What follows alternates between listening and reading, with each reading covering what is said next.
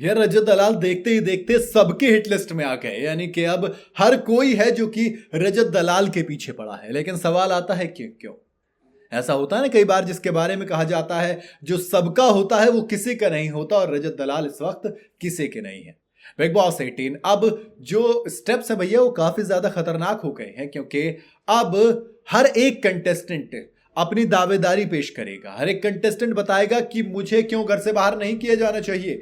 अब नॉमिनेशन का मतलब है कि एग्जिट हो जाना, एक के बाद एक लोग घर से बाहर हो रहे हैं। शहजादा धामी लेटेस्ट थे, लेकिन अब रजत दलाल जो कि अपना ओपिनियन रखते हैं, हर किसी से रिश्ता भी रखते हैं, अब ये वजह आ रही है कि वो किसी के नहीं बचे हैं।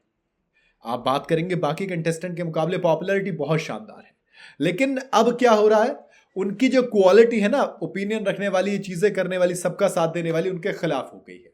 हाल ही में देखने को मिला कि विवियन डिसेना के सामने रजत दलाल का एक वीडियो प्ले किया गया था, जो कि बिग बॉस ने दोनों को कन्फेशन रूम में बुलाकर क्लिप दिखाई, जिसमें रजत दलाल ईशा की बुराई कर रहे थे। वो बेसिकली एक माहौल बना रहे थे, करणवीर मेहरा के साथ मिलकर दोस्ती निकल रहे थे। लेकिन ये चीज किसने देखी? ये चीज देखी ईशा ने। आप चुगली करी तो इसका मतलब यह हुआ कि कहानी आपकी खराब हो गई। तो वो जो एक ईशा की बुराई करने का मतलब, आप ईशा, एलिस, अविनाश और विवियन चारों के साथ आपके रिश्ते खराब हो गए। रजत दलाल को अक्सर कहा जाता है कि वो दोगलापन कर रहे हैं।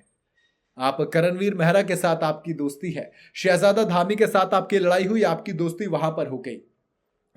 बेसिकली अविनाश मिश्रा हो, जब वो जेल के अंदर थे खूब लड़ाई थी, लेकिन जेल के अंदर जाते ही जैसे उनके पास पावर आ गई, रजत दलाल उनके दोस्त बन गए।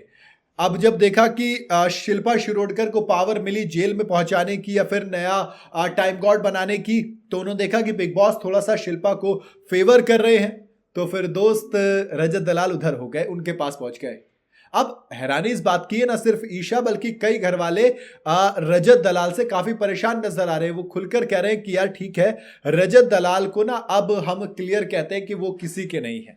और वही है ना, सबके रहोगे तो किसी ना किसी के साथ तो आपकी दुश्मनी हो गया। हालांकि अभी करणवीर मेहरा से उनकी दोस्ती बहुत शानदार चल रही है, और घर के अंदर ओपिनियन रखने की वजह से उनको वोटिंग्स अच्छी मिल रही है, उनकी पॉपुलैरिटी शानदार है। लेकिन इस सबके बावजूद श्रुतिका रजत के खिलाफ है।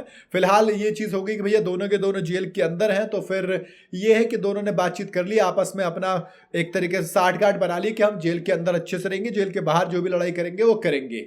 उसके बाद दूसरी चीज अगर बात करूं तो फिर चुम दरांग के साथ अब अच्छी दोस्ती हो गई है उनकी, तो वो भी एक अच्छा फैक्टर है। मतलब ऐसा नहीं है कि दोस्त नहीं है, बट वो जो परमानेंट दोस्त जैसे कि ईशा, एलिस, अविनाश हैं, या फिर आप जिन पर भरोसा कर सकते हो कि ये मेरे साथ देगा।